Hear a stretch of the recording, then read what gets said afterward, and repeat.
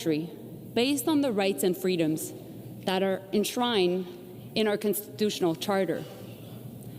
A core reason Canada is a prosperous society is that beyond offering the freedom to pursue a better life for you and your family, it is also a way for us to provide freedom from the barriers that prevent you from enjoying a better life.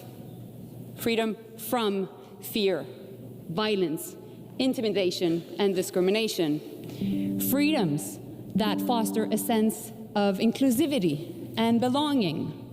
Freedom that protects the vulnerable and builds stronger communities.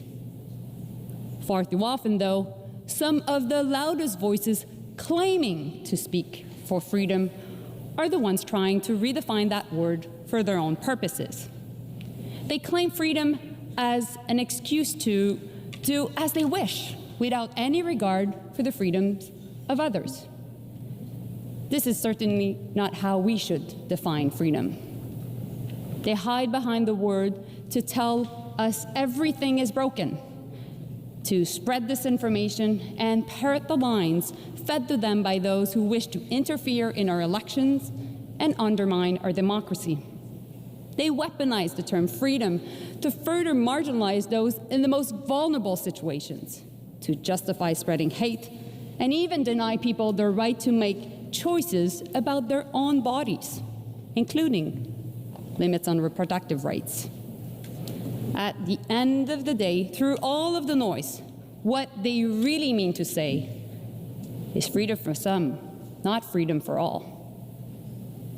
Often, the people who claim to speak for freedom are the same people who want the government to decide who people can love, who they are, or even what they can wear. We see it in our country. We see it around the world. At the international level, we see it when groups or countries declare that international law doesn't apply to them. In Afghanistan, we see it taken to its extreme as the Taliban continue to impose inhumane rules against women and girls, banning them from being in public so they're invisible, robbing young girls of the fundamental right to an education. How is that respecting human dignity? How is that protecting the best interests of their people? They need to be held accountable. Last week, Canada joined Australia, Germany, and the Netherlands with the support from 22 other countries to take steps to hold Afghanistan accountable under the Convention on the Elimination of All Forms of Discrimination against Women. The Taliban cannot make international law disappear through simple decrees. Canada is a country that values freedom from oppression, not the freedom to others. There should be nothing controversial about protecting human rights, including the dignity of all men and all women alike. On Haiti, the world cannot sit idly by as people suffer. La violence des gangs et la corruption incontrôlée. Gang violence and unchecked corruption in Haiti have created a disaster for the population, which has plunged into deep insecurity, with civilians being shot and children dying of hunger. Canada has always maintained that this crisis must be resolved by Haitians, for Haitians. Therefore, the Presidential Council for the Transition and the Government of Transition is striving to restore order, but they can't do so alone. The Haitian people needs a multinational support and security mission that works together with the Haitian National Police, not only to help the police restore order, but also to meet the population's basic needs. That is why Canada has invested more than $100 million to support that mission. It is doing its part. We must show the Haitian people that we will not abandon them. The UN Security Council must send a clear message to this effect, and I'd like to thank them for their decision today. I also would like to thank CARICOM and Kenya for the crucial role they are playing in the response to this crisis. Together, we can bring about lasting peace and stability in Haiti. Mr. President, what is happening in the Middle East is an unspeakable tragedy. Thousands have been killed in Israel, in Gaza, and in Lebanon, including many Canadians. This is a senseless war that goes against the dignity of human beings. The suffering on all sides must end. What the world continues to witness is a repeated cycle of violence where civilians pay the heaviest price. Canada is joining those urging Israel and Hezbollah to accept an immediate ceasefire. We need to create space for peace talks and save lives. There cannot be war in Lebanon, full stop. UN Security Council resolutions must be respected. Families in southern Lebanon and families in northern Israel must be able to safely return to their homes. We have and always will insist that civilians be protected wherever they're from. Next week marks 1 year since the terrorist attacks by Hamas against Israel. And last March, I visited Kibbutz Kfar Aza, one of the communities attacked on October 7. I met Ayelet, a mother grieving her son who was brutally murdered in the attack, and he died protecting his fiancée. Ayelet recounted the terror of that day, the search for loved ones in burned homes. As she spoke about the horrors of October 7th, we heard the bombs as they landed in Gaza nearby and felt the ground shudder. In that moment, the duality of the tragedy befalling the Israeli and Palestinian people was profound, and it is a moment I will never forget. The situation in Gaza is inhumane. The level of suffering is unacceptable, and it must stop. Innocent Palestinians, women and children cannot pay the price of defeating Hamas. It must end. And a ceasefire is needed immediately. Hostages must be released. This requires both sides making real efforts. Mr. President, for lasting peace, Canada has long advocated for a two-state solution. We believe both Israelis and Palestinians have the right to exist. We all know a negotiated agreement is the best chance for Israelis and Palestinians to live side by side in peace and security. Unfortunately, Hamas, a terrorist organization, continues to operate in Gaza, refuses to release hostages, and refuses to lay down its weapons. And meanwhile, the government of Israel is against the creation of a Palestinian state. Violence against Palestinians by extremist settlers and expansion of settlements by Israel in the West Bank continue unabated. And this is unacceptable. Canada supports the creation of a Palestinian state. That is why we are providing security and development support to Palestinians themselves. We will officially recognize the state of Palestine at the right time, when it is the most conducive to building a lasting peace, and not necessarily as the last step of a negotiated process. More than anything, this conflict has led to unspeakable pain. Communities are hurting.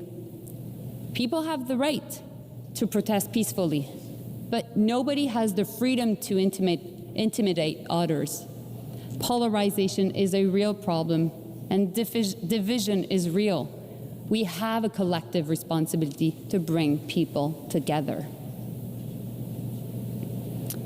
Mr. President, it's now been 2.5 years since Russia launched its illegal invasion of Ukraine. The human cost continues to grow.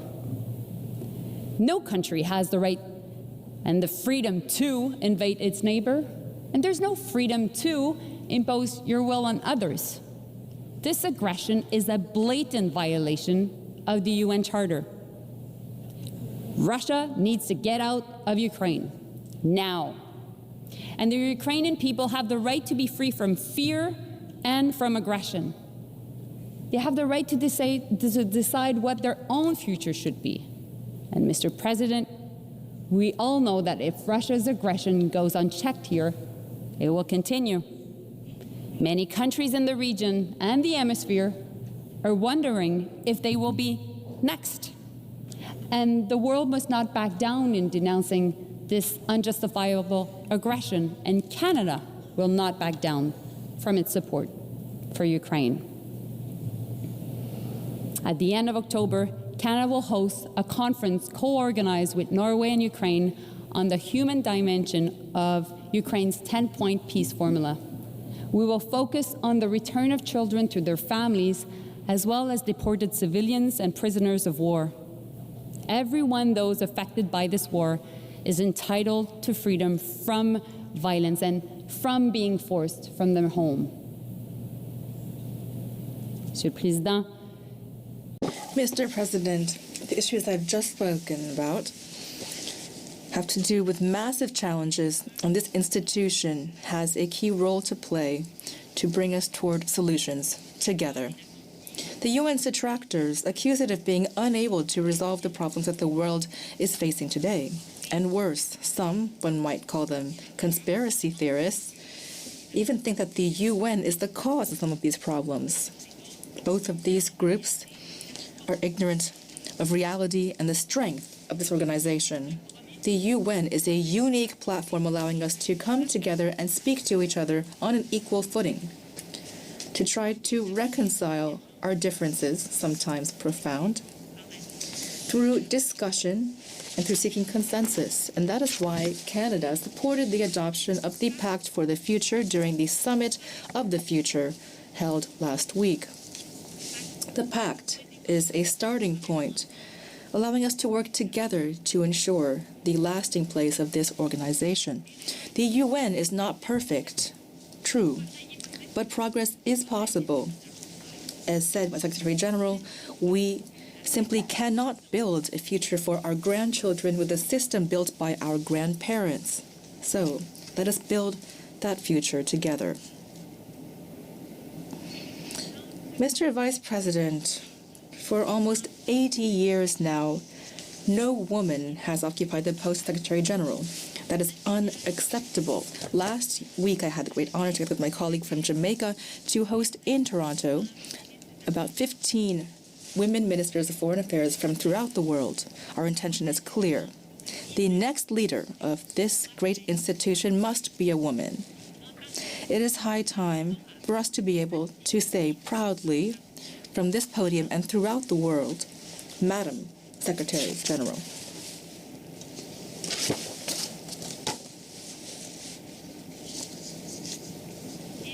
And I will say the same thing for the post of President of the General Assembly. Mr. Vice President, with all due respect, which you inspire in me as well as the President, I hope that next year the delegates will be speaking to a Madam President. And I think that many of us here today share that desire. Mr. President, let me speak to you about my mother. She will be so pleased to know that I'm speaking about her here at the United Nations. You know, my mother and my grandmother are among millions of women throughout the world who fought fiercely for equal rights. They did so alongside the mothers and grandmothers of many of those present here today in this room. Recently, my mother said that we are now part of the consolidation generation, and she's quite right. Being part of our generation means that we need to consolidate the gains that have been made over time and fight against those who are trying to roll back this progress. It also means that we need to continue to fight so that women and girls everywhere have the right to make choices about their own bodies and their own lives. We see the difference this gap in freedoms creates. When women are robbed of the right to decide to decide when to have children, they lose out on education and job opportunities. And when women don't have access to safe abortions, their lives are put at risk. And when women are denied access to safe contraception and fertility treatment, they lose the power to make choices that have the most profound impacts on their lives. Attacks on sexual and reproductive health rights are an attack on equality rights, and they're an affront to basic dignity. Nous devons toujours avoir We must all have the right to choose for ourselves what kind of birth control to use. And we must be able to choose for ourselves whether to resort to abortion or assisted reproduction. We, women, have the right to be equal in everything: education, employment, and every other opportunity. We are women, and we are proud of being women. We will never back down. Together, we'll continue to move forward for our sisters, our daughters, and our granddaughters. Mr.